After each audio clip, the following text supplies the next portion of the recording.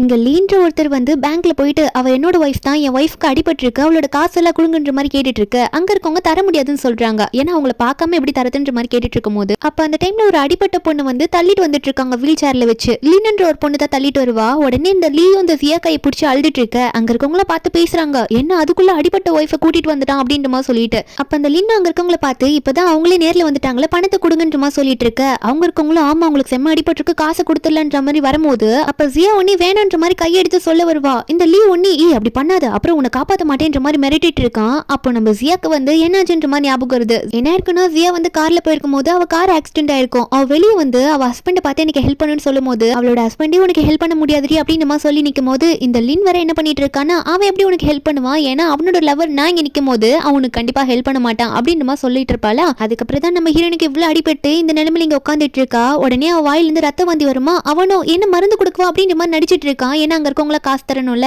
அங்கேயே அவ இறந்து போயிடுவா. ஆனா திடீர்னு அவ ஆபீஸ்ல இருந்து கண்ணு முழிக்கிறா. என்னன்னு பார்த்தா அவ ரீபார்ன் ஆயிருக்கா.